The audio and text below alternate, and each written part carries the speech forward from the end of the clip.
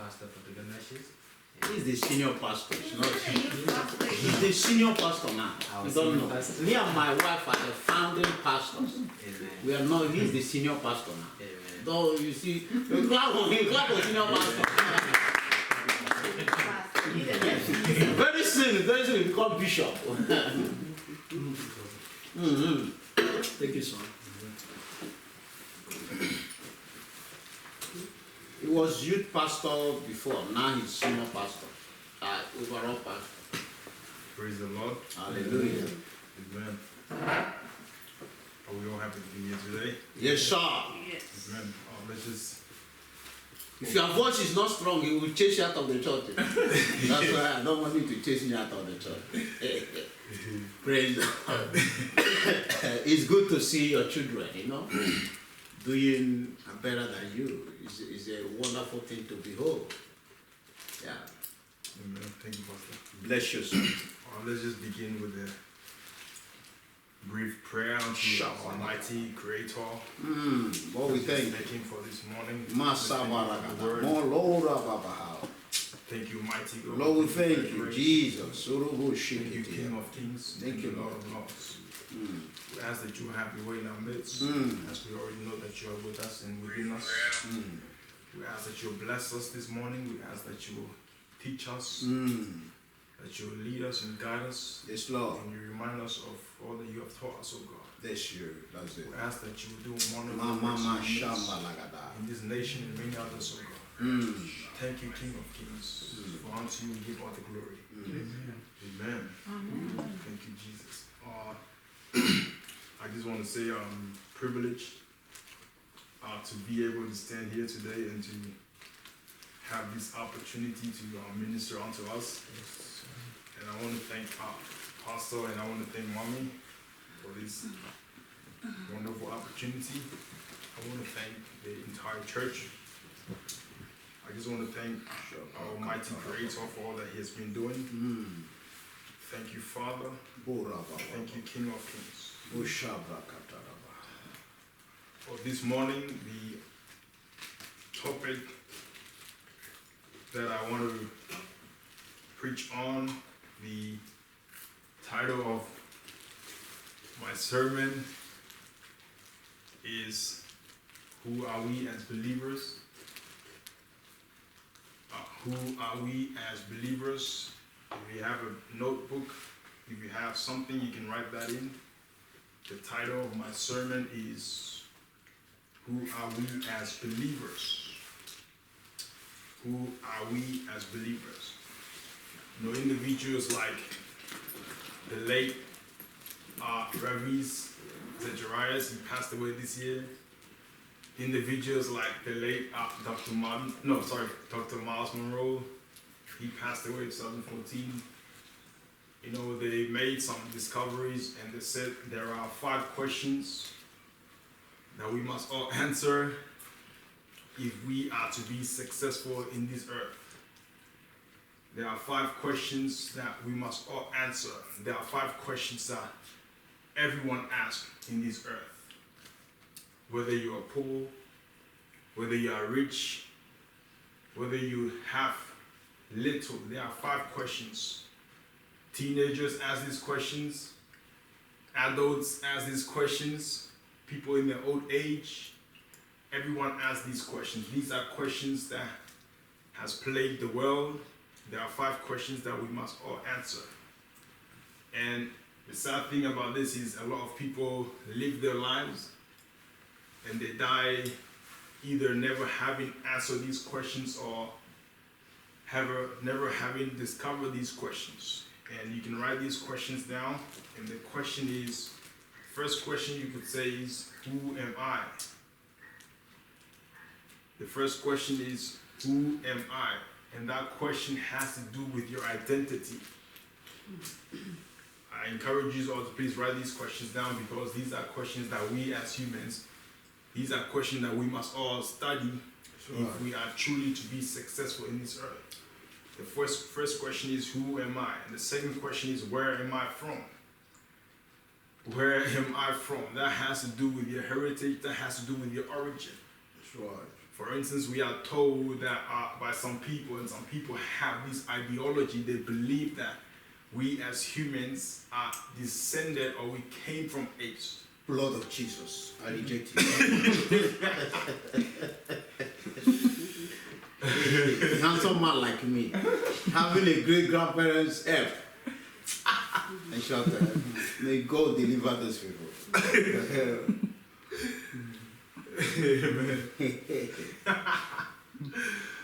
So a lot of people believe, some people rather believe that we descended from apes. Some say we came from tadpoles that evolved.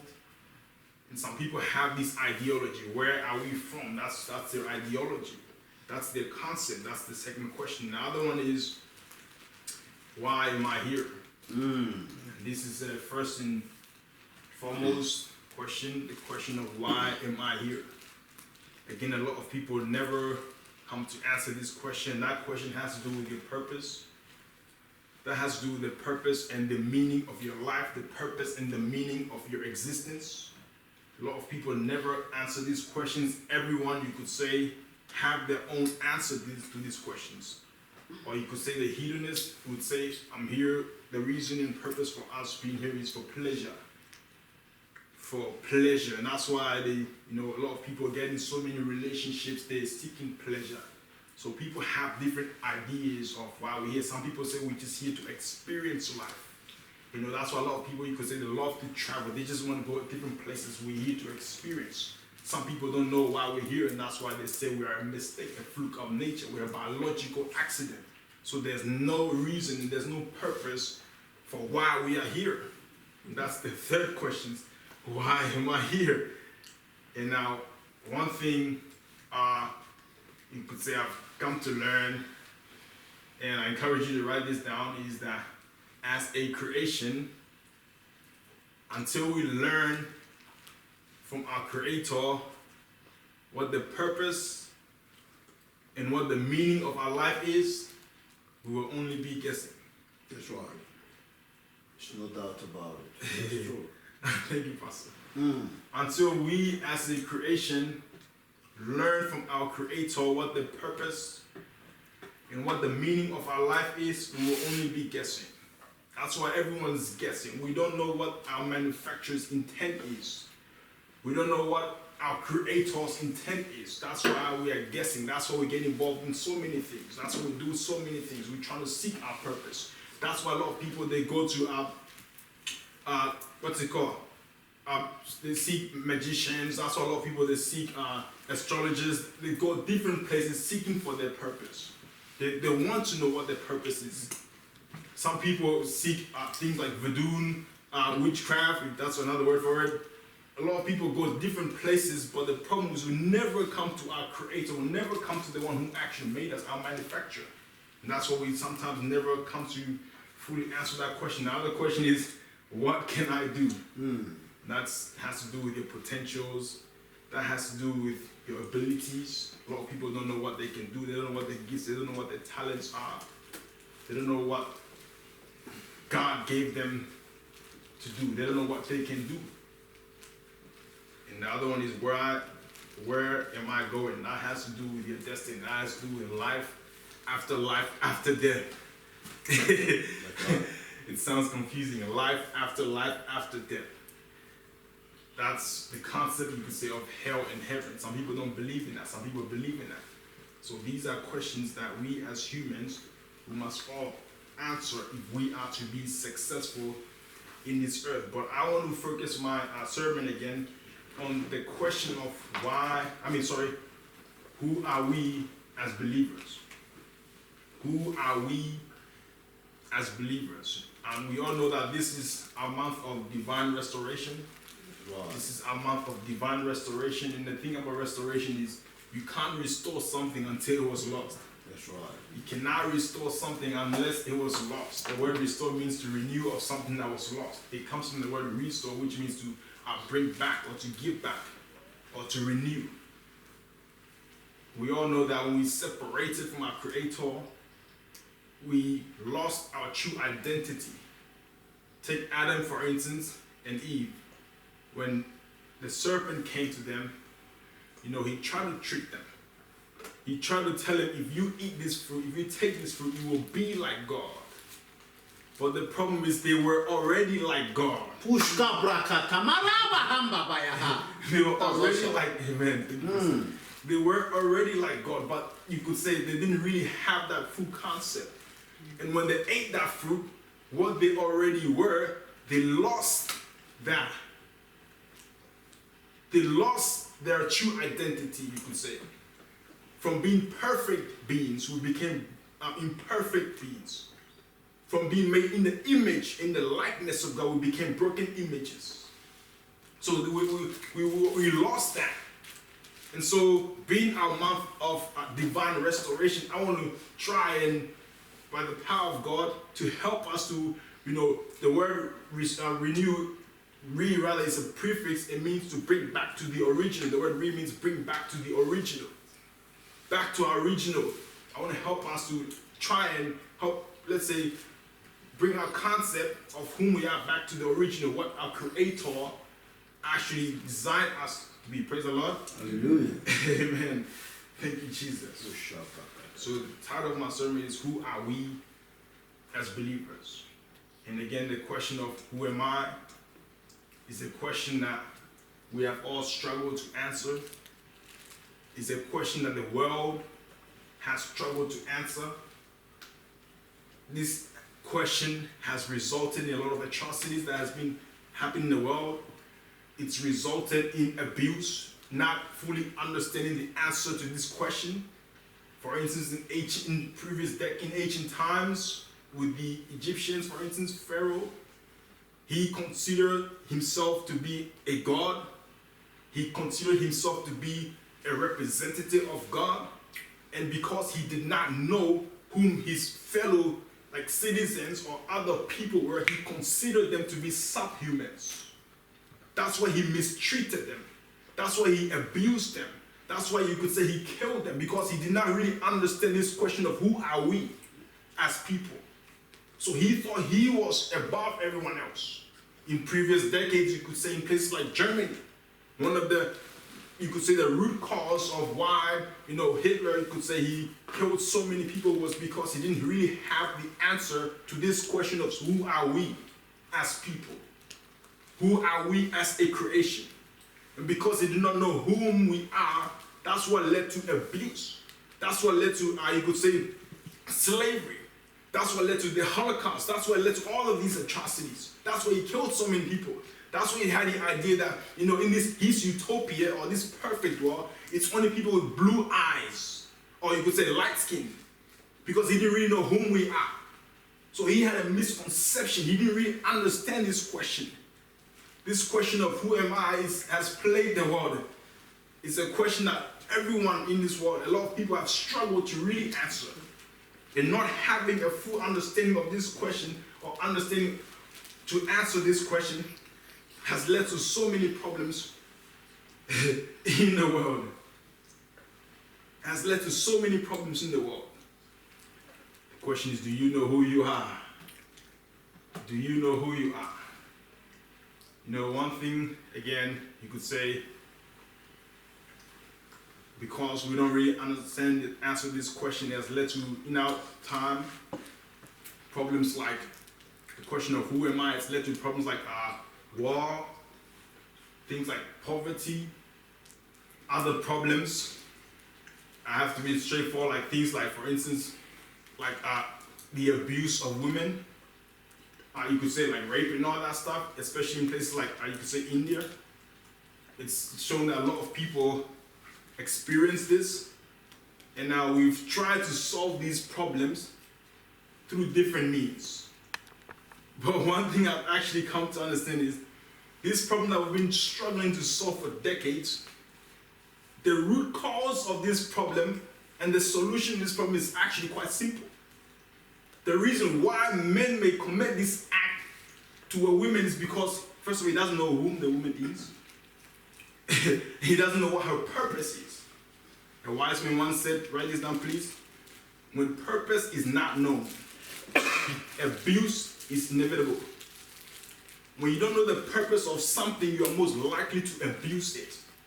I remember I was talking to a woman and she had a children's toy, right? And this thing, when you put battery in it, it lights up. It's meant to be for the night, it's meant to glow. But because she didn't know what the purpose of this thing is, you know, she was using it to sit on it. She was using it, you know, to sit on it, to do certain things, but never what the intended purpose for that thing was. So you could say that's a form of abuse. Praise the Lord. That's a form of abuse. You're abusing this thing because you don't know really what the intended purpose of this thing is. And that's why it happens to a lot of men. They don't really know what the purpose of a woman is. That's the root cause, you can say, of this thing we call rape. That's the root cause of it.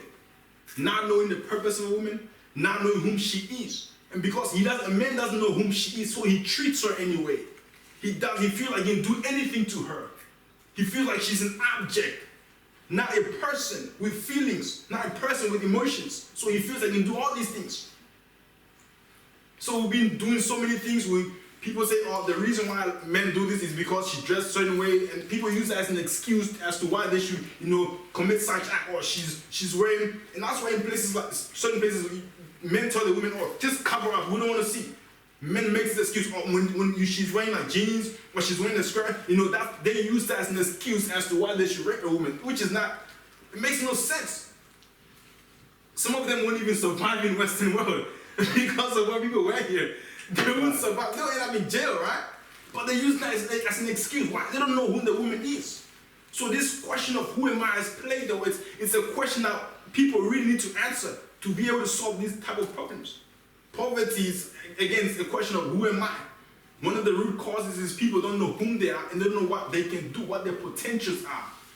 I remember I was having a conversation with my brother Vani yesterday, and he said this, and even Pastor said it before, he said, you know, money is attracted to ideas. Money is attracted to ideas. I love having conversations like this. You know, I love, you know, that the Bible says iron sharpens iron, so does one man sharpen the countenance of another. We're building each other up. You know, money is attracted to ideas. Money is attracted to all these things. So, he's like, a lot of people are rich. You know, the problem with poverty is we've been trying to, we say, oh, I used to have this idea that the way to solve poverty, things like poverty is just, you know, giving poor people money. But the solution to this is not just giving them money. Because take it for instance, for decades, people like the UN, they've been supplying money to poor countries. They've been giving them money, but how come they are still in that same condition? How come they're still, you know, facing those certain problems? How come those problems have existed for decades? Because the root cause of this is not lack of money, it's lack of ideas. It's people not knowing what they can do, it's people not knowing who they are. And because they don't know what they can do in this world, like Brother Manny told me, he said, I could have $1 million, but I won't be willing to give you that money until you can come up with a good idea that I'm willing to invest that money in. That's right. You have to have an idea. And when you have the idea, that idea attracts money. That's why a lot of people are rich. Some people weren't born rich, but they have everything in this world, you could say it's a result of an idea.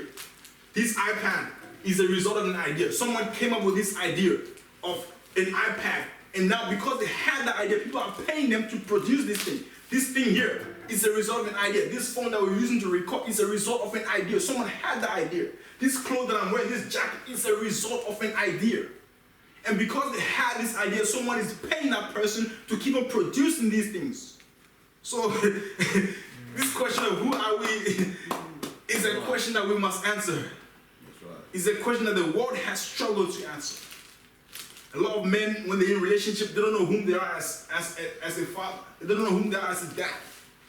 Research shows in places like the United States, one of the major problems that, for instance, in the African community, Africans are facing is the problem of fatherlessness. Most of the kids, their dads are in prison. Fatherlessness is much more of a problem than police brutality, than this thing we're protesting against. It's much more of a huge problem than, you know, police killing Africans. Fatherlessness is much more of a huge problem. It's a greater problem, and we need to focus on these problems. Why? Because these guys, when they get into a relationship, they don't know what it means to be a father. They don't know what it means to, take care of their kids. You're not just a father, as Pastor would say, because you gave birth to someone. No. That's not the only thing that makes you a father. The word father means source, sustainer. You're a father because you take care of what you gave birth to. You nurture it. You bring the best out of it. Amen. And that's what Pastor's been doing with us. So if you give birth to a baby and you're not there for the baby, you don't take care of the baby, you don't care about their health, you don't care about whatever it is, you don't care about their life, you could say you're half a father then. You're not a father. You're not a man. So a lot of men, when they're in a relationship, they don't know whom they are as a parent. They don't know whom they are as a father. They don't know who. This question of who are we is a question that we must all answer. Thank you, Jesus. Amen. And the thing is, I could say more on this, but I want to get to the main point now. The thing is, it's not only the world, you could say, that does not know. It's not only a lot of people in the world that don't know whom they are, that don't really have this answer to this question of who are we. Even we, the most tragic, from my perspective, the most saddest thing is that even we as believers, some of us actually don't even know whom we are. We don't really have an answer to this question of who are we as believers. Who are we as believers? We don't really have an answer to this question. We have not successfully answered this question. You could say we as believers have become everything but all that God had intended for us to be. We've become everything else but the only thing that God wanted us to be. The only thing that God purposed us to be. We have become everything else. We say we're all these things, but except the one thing that God said we are. Lord help us. Lord help us. We are struggling with this question. We are struggling with what you may call an identity crisis. As believers, as the church, we have become all, you could say, but everything that God had intended us to be. For instance, when God was making us, His original intent, His original plan, His purpose was never for there to be what you may call denominations. Denominations was never part of God's intent, His original intent, His original plan, His original purpose for us. Denominations like Baptist, Catholic, Pentecostal, all these were not part of God's original intent. These are what man has made, you could say, or man has created in an attempt to serve God. And man has identified themselves with all these things. That's what we have identified ourselves with. So we have become all but what God had intended for us to be. Who says we are Pentecostals. And the funny thing about that is, the word Pentecostals means 50 days.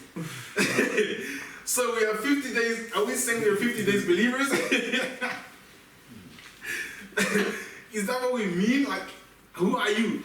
I'm a 50-day believer. What do you mean? Is that what God told you to be? A 50-day believer? Does that mean you only believe in 50 days? I don't really understand that. Who are you? I'm a Lutheran. And this idea of Lutheran, it came from, you could say, Martin Luther. He did what a pastor would say, a breakaway. He broke away from a certain people. Because you could say he did not agree with their philosophy or their doctrines, or he didn't agree with what they were doing, so he, separated. And so we are Lutherans. The Bible says, Apollos are like, for instance, planted, or another person waters, but we can say all these things, but the main thing is, it's Christ that builds. So we'll say with all of these things. The funny thing is, if you ask a believer who you are, they'll tell you, I'm a child of God. That's true. We're all children of God. But you could say that does not successfully answer the question. Because if I ask you, who are you? You tell me you're a child of God. The thing is, I didn't ask you, who are you as a creation? I ask you, who are you as a believer? Because the thing is, even unbelievers are children of God. Everyone's a child of God. But pastor would say the problem with them is, the thing is, they do not acknowledge the fact that they're children of God. They do not acknowledge God as their father, God as their source. So the thing is, what makes you different than them? Because we are children of God. We sing it. You know, the women sing out her song, I know who I am, I'm a child of God. We all know that song. But that does not really successfully answer the question. I didn't ask you, who are you as a Christian? I asked you, who are you as a believer? When you accept Christ, when you're baptized, when you become a born-again Christian, going through the process, who are you? Whom do you become?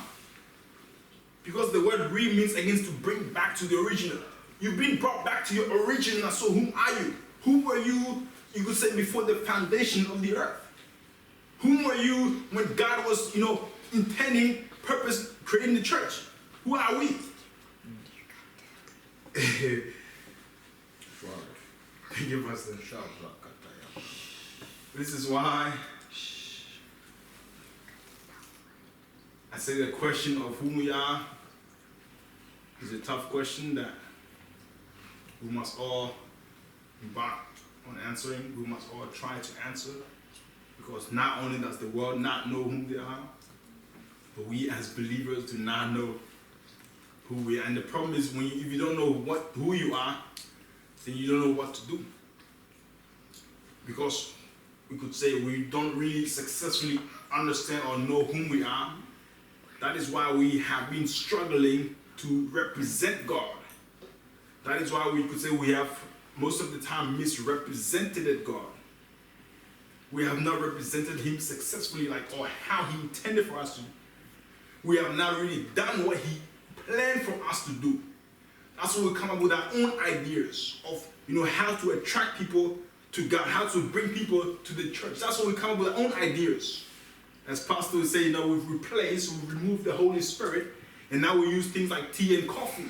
We put all these things in church, and we tell people, oh, there's going to be free food after church. There's going to be tea and coffee. You just have a little conversation after church. And we're using all these means in some places, because a lot of the people, they're very good at singing. They use lightings, they use all these things to attract the youths. But these are all man-made ideas. It might not be bad to use all these things, but the thing is, that's why a lot of people, you could say, because we don't really know as believers whom we are, that's why a lot of people are not really attracted to the church.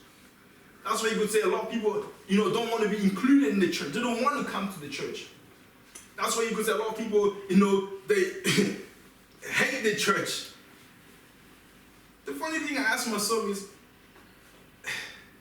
a lot of people really love Jesus. Yes, they misunderstood him, but at times they were there for him. They misunderstood him, because this guy, he would say, I'm water today. Next day, I'm bread. Next day, I'm this. He's like, I'm a rock. Next thing, I am.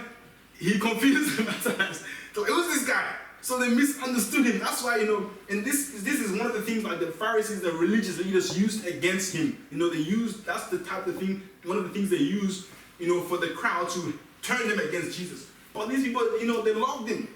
Because why? Jesus always met their needs. He would meet a woman who had just been,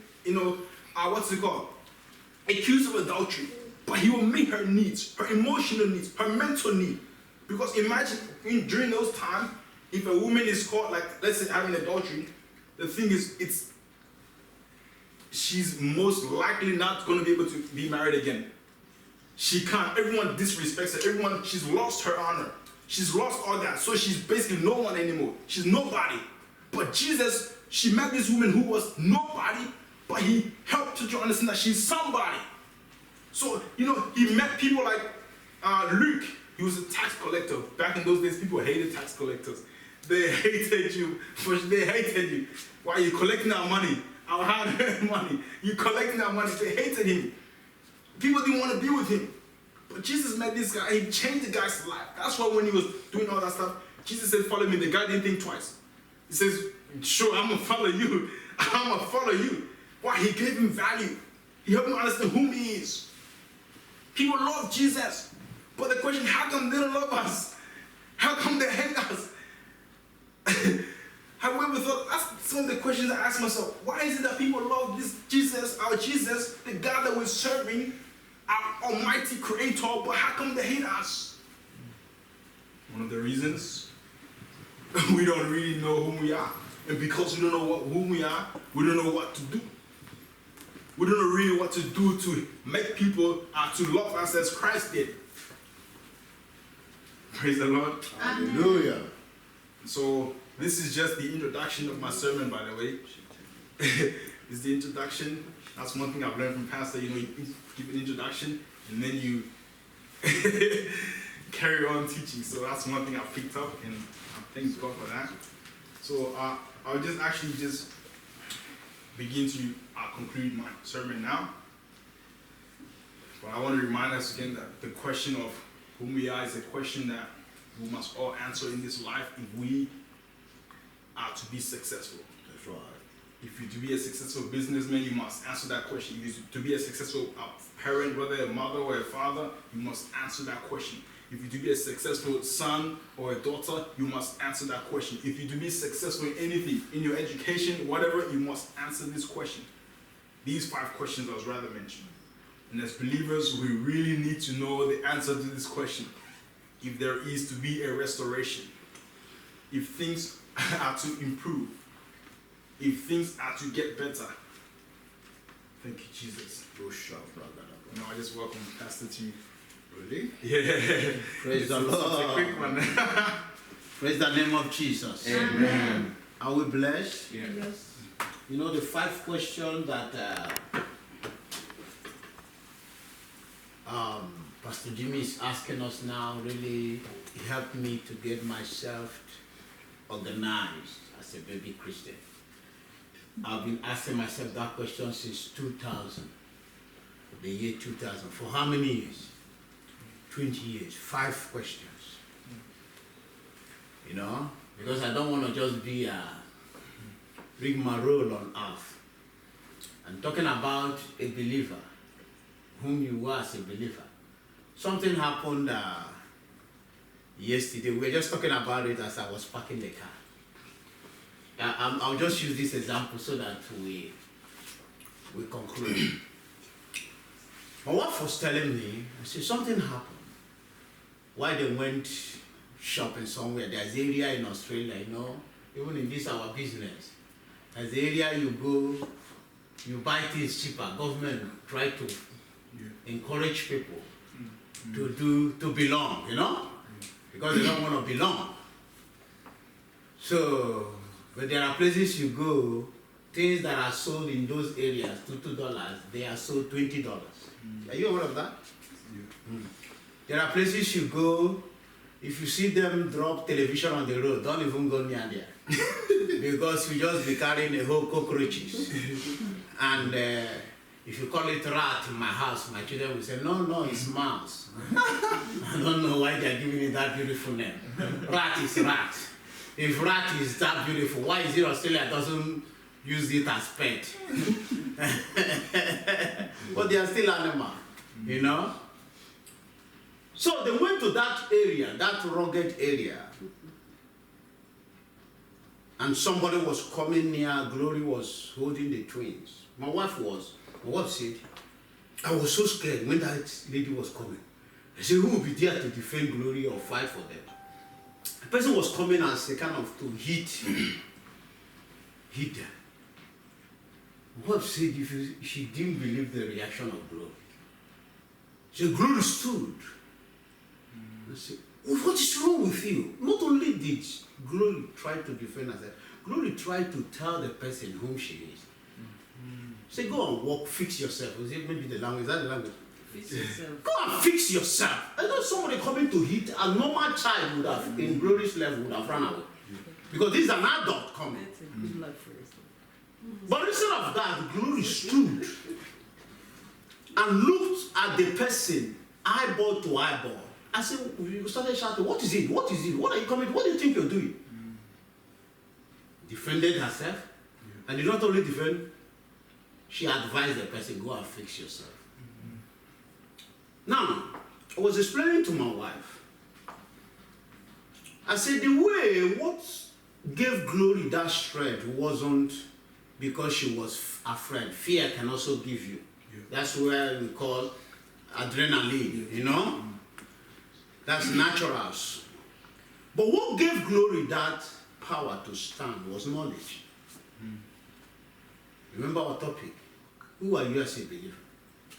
She remembered whom she is. And I'm telling you, like me now, if I have a situation like that, you know, before I even start talking to the person, I've already, my mind has already gone through court, police, the judge. Are you getting my point? Yeah. I've already found out how I'm going to put the person in prison if he tries. Are you getting the point? Yeah. So that's knowledge. I've already calculated how I'm going to take advantage of the police, take advantage of the court, take advantage of the law. That's knowledge. And that's what my daughter did. She knew that she doesn't have any right. She knew that Australian law is not Buhari law in Nigeria. All these things, which is knowledge. Who are you as a believer when you are faced with challenges? Who are you as a believer when you see uncertainty? This morning I was having a chat with one of my workers. I just didn't know when it come out of my mouth. I said the problem with the church is that the church looks at people that are strong and start teaching them to be weak. The guy, you know, I didn't know I was thinking aloud. Okay. And he had it and said, what do you mean? That got his attention. I said, what do you mean? I said, I'm telling you, you say you're a pastor, but what I say, that's the truth. The church looks at somebody God has made strong, and all they will be teaching the person for years will be how the person to be weak. To teach the person how to be weak. I said, do you know God has given us everything we need to be strong? But do you know what the church is teaching us? Relax, believe, don't do anything, just stay like that. Anything that happens, go to God. You are a believer, be happy. And they forgot. I told him, because he doesn't know much of the Bible. I said, can you say the Lord's Prayer? Say, our Father which art in heaven. Clean. He's in heaven. Yeah. He gave us health. He finished. The last job he did was to ask us to name the whole thing. Take authority. Whatever Jimmy taught it the other day. And so what it means by naming something is, you are in charge. And that was what God, the last thing God did. He said, name everything. And when he finished, he looked at it, he said, let me now go and rest. I can now go and rest because I've done everything. But what is the church teaching us? Jesus has finished the work. Jesus has done everything. You don't need to. I never heard Jesus came to even US. Did he come to US? It was only Jerusalem. He went to Antioch, this just within he never, but that's what we are being brainwashed. Apostle Paul came. He didn't say Jesus, he suffered his own. He listed what he passed through. 39 lashes. I was on cold. I died. And this, that. But yeah, the Christian of today, I say no works. Nothing. Just stand as a Christian. That's what the question is. What are we as a believer? And when I had it, when my wife told me this, I said, why are you in there? You know, I said, all my battle, check all my battle. I don't fight it out of fear. I fight it based on knowledge, what I know. And that's why nobody can give. It doesn't matter what the word is saying. It doesn't matter who is doing what he's doing. If Bishop Beshine was alive, I'm telling you, the first time, there's no way. If you try to change something in the system and nobody hears, you go on Facebook. He will go on Facebook. They did not go to national TV. No witchcraft. They want to hear. I don't do anything I do based on knowledge. And that's why I can never fail. Because knowledge is the greatest power. So as a believer, are you living by fear? Are you living, waiting for God to come and broom your house? Just like Favor when she was growing. One day she was so tired to go and get her all that teeth. Say, Jesus, in the name of Jesus, go upstairs and get my teeth in Jesus' name. And she was waiting for by faith to see her teeth fly. Boom. Our Jesus said, Favor. Mommy said, no, Favor, Jesus doesn't encourage laziness. You can walk up and go and get it and come down. Don't need to worry about that. We've taught them. And they are starting on that knowledge. It's just like you guys, honestly. Okay, when I was telling the guys, I said, watch out. It's just that, but you can Google it. I said, I've raised a generation in Australia here that will put a lot of people on the street back to their houses. That will change mentalities. That when people are seeing them, because they are not depending on government. Because the Bible said, Jesus said, the government shall be upon my shoulder. I'm the one to carry the. If I don't carry the government will not succeed. But what is happening to those churches? And these are the churches that are teaching strong people to be weak. Government is carrying them. If government doesn't give them gratuity, if government anything, one guy, I'm not going to mention his. He came to me, he said, Pastor Joseph, I see that you have white people in your church.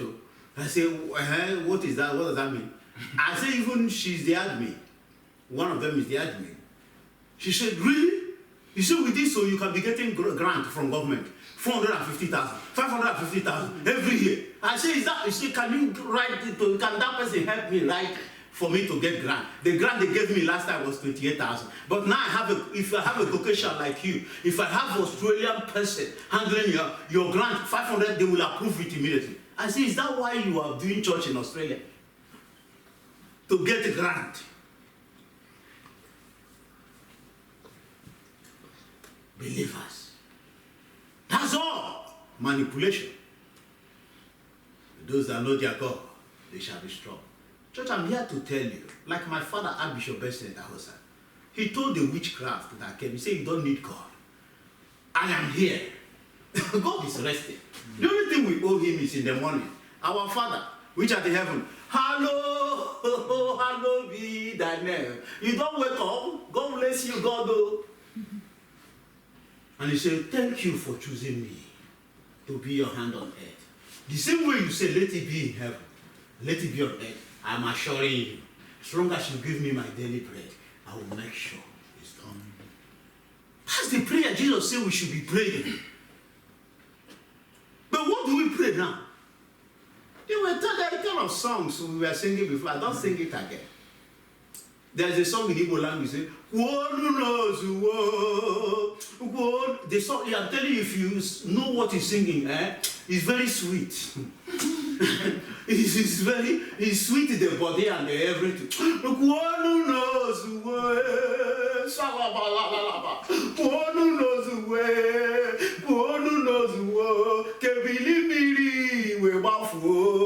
What is he saying? He's saying, God, please say with your mouth that the problem is over. That's how the song. And if you sing it, when we are singing, when we do not know, we sing it with holiness, pure holiness. If my wife is near me, I will say, believe me, let me enjoy Holy Spirit. God, say it with your mouth. He will not say it. He can't say it. It's not his way. It's not his way pattern. That is why I've been singing it until I realize this never happened until God to talk. I've been begging God to talk. Let approve it beyond reasonable doubt. What's that again? Numbers 14 verse 28. Who knows where? Oh, God, say it. Oh, say that this cancer is over. Oh, say that this sickness is over. Look at the will of God. What is the will of God? Numbers 14:28. Concerning your situation.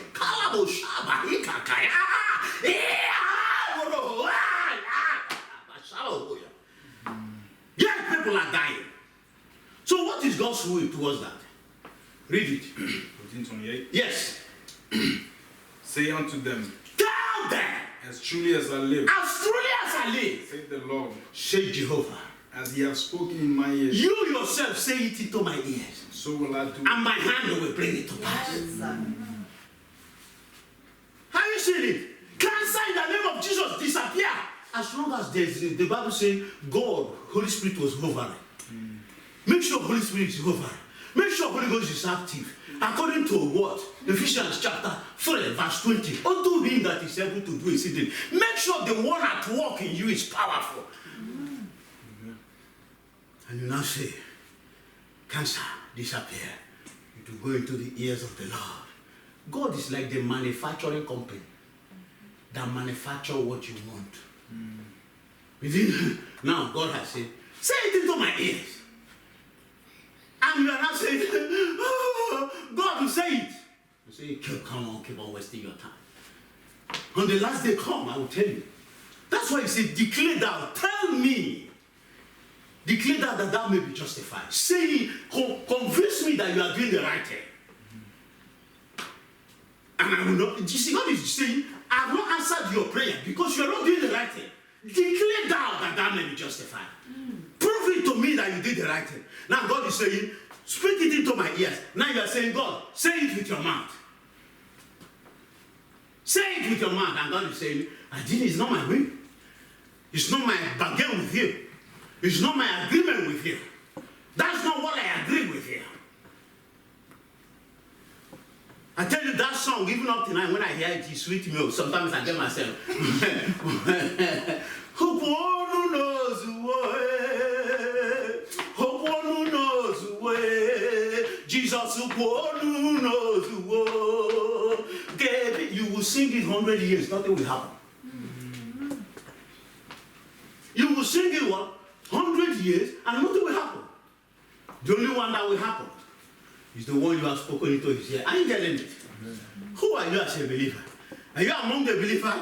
One who knows the way. God, say it with your mouth. Or are you a believer that will say, no, this is not right. I've read through the scriptures. It's not right. I've come to change it. I change it in the name of Jesus. This morning, Spirit was ministering to me. In my being. I said there are a lot of things God has allowed. And because God allowed it doesn't mean that it is real.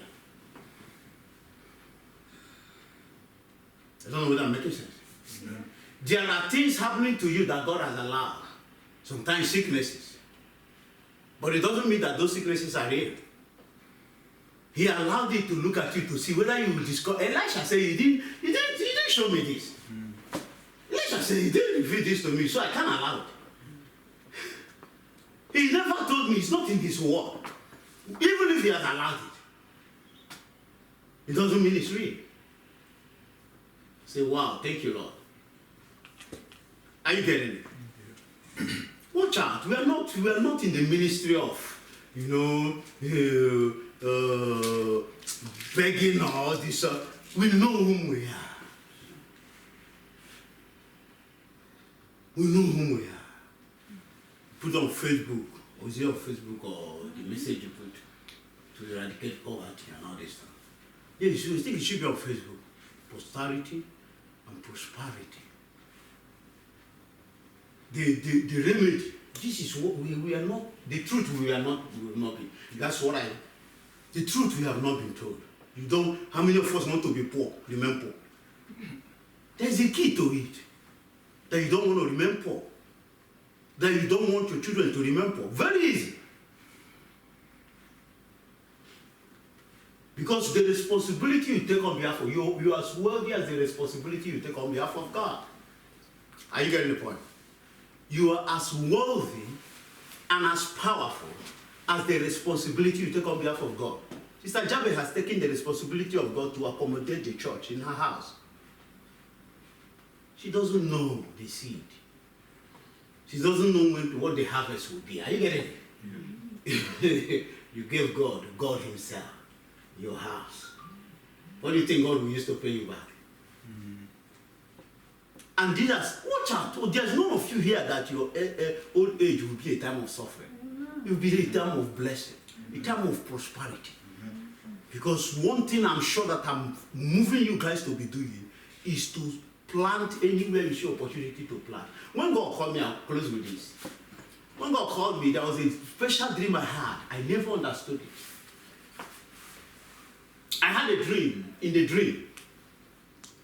So I knew it's Jesus, but I can't. One thing about when you have dream with Jesus, you can't remember his face. You can't. I'm telling you, you will be with him, enjoy him. I've had so many dreams with him where he will just take me and show me something. But when you try to, I knew he was him, but how was his face? I can't, because he's in the spirit. So he took me first to a big land, big land, big mighty land. And he said, Idika, this is your portion on earth, your portion, this is your portion. And he handed me a book, a bank book. And in that bank book, the only amount there was 20 naira, Nigerian money there. 20 naira. And he says, if this 20 naira remain, it will just be the 20 naira. But anytime you use the 20 naira, another 20 naira will enter.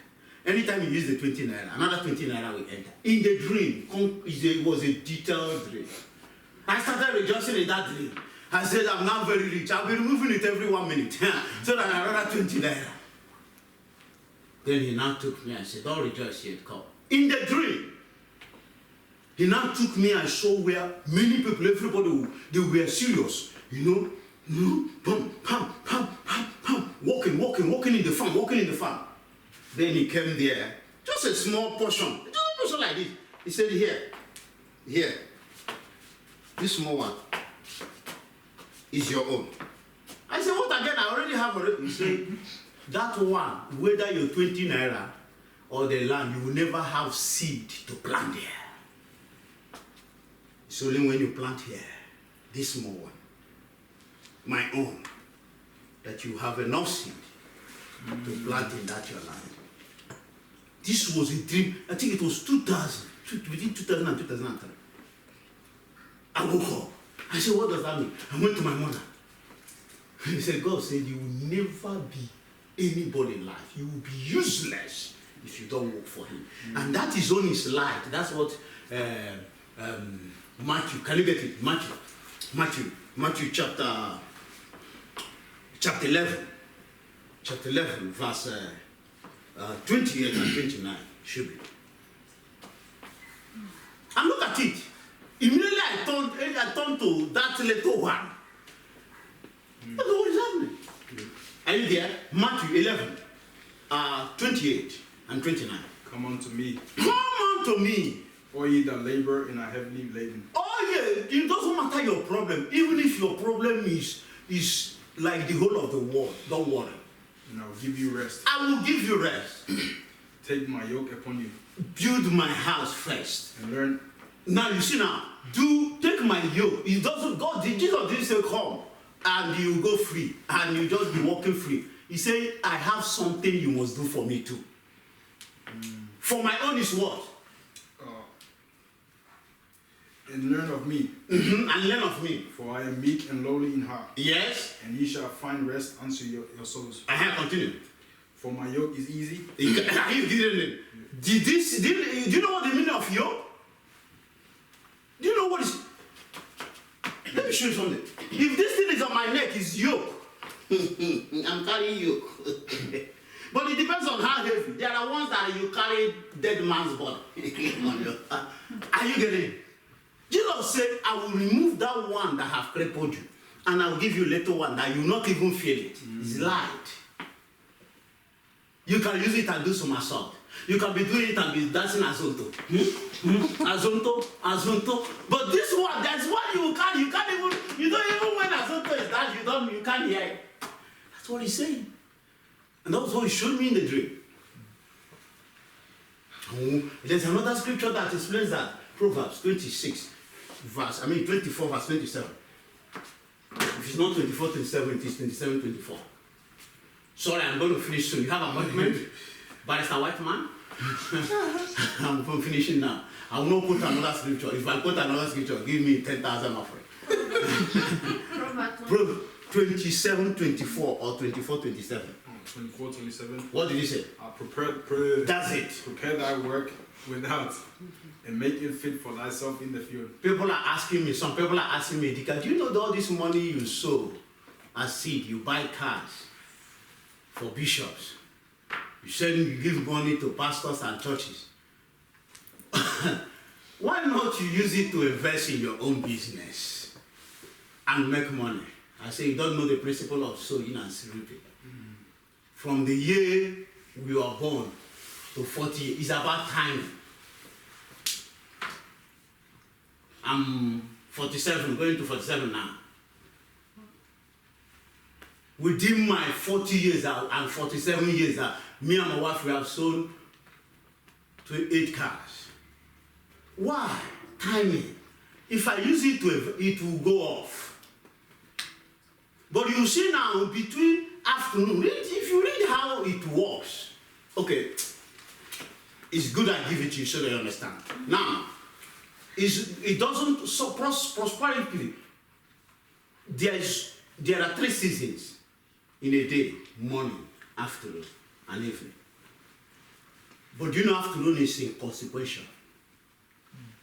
Do you understand what I mean by inconsequential?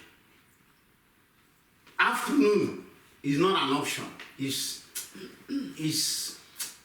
Don't worry about it. don't worry about it. It's as if it doesn't exist when it comes to prosperity. It's only in the morning and the evening. Do you know why afternoon? Afternoon is a time of waiting. There's a scripture that explains it very well. There's a scripture that's explaining it. Genesis chapter 8, verse 22. There's a scripture that explains it very well. Genesis 22. Yeah, read it now. Listen. 8:23. Genesis 8:22. Oh, yeah.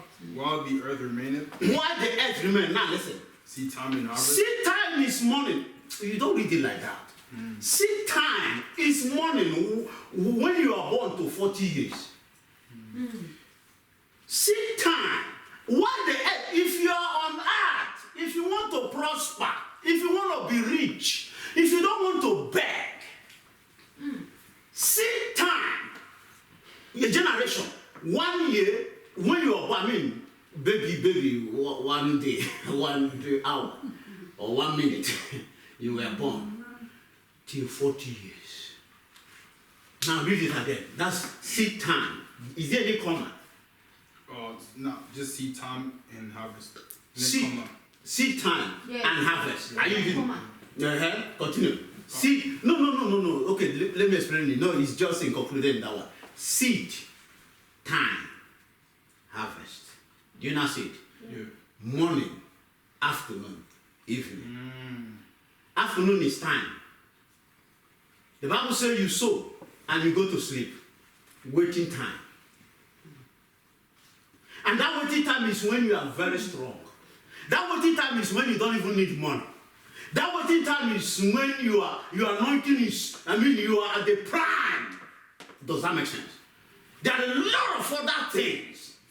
So you have already sown. Now you are a kind of, just like I'm entering into that time. The world is looking for me everywhere. It doesn't when I travel all over the nation. There are people that have not a kind of that spend their money to go and just sleep in 7-star hotel. They plan it when they are supposed to use their money for that thing. They just say, "Let's have not slept in 7-star hotel." Have not, because where do you get 7-star hotel in the world now? Dubai. Let me go and enjoy the biggest, the best hotel. But do you know, as I'm entering my prime now, people will be paying for me to stay in that place. That is why it's time. Are you getting it? You are not going to. Other people you see, they will look after you. The nature, naturally will look after you. There is a kind of overflowing grace and anointing that will make you. But not as if you are eating your seed. Your seed is growing. When will your seed start growing? 40 years of rest, then the other 40 years. It's harvest time. Oh boy, depends on what you have sown. You think I talk about the university I'm going to build? It's not as if I have the money, it's the seed I've sown. That's going to be my harvest time. And for the fact I have sown. Does that make sense? Yeah. So afternoon is what? Waiting time. The morning time you sow. But I don't think I will ever have afternoon. I'll just be sowing so that because the afternoon now will now be when I'm dead. That's when the harvest will come. Who do you think will be enjoying it? My children. That's posterity. I don't have time to waste. Church, does that make sense? Do you think you've got something? Who are you as a believer? Are you a believer that is afraid? Are you a believer that that doesn't know what belongs to you? Are you a oh my Baba? Let's just begin to thank God as we share the grace in fellowship with the grace of our Lord Jesus Christ.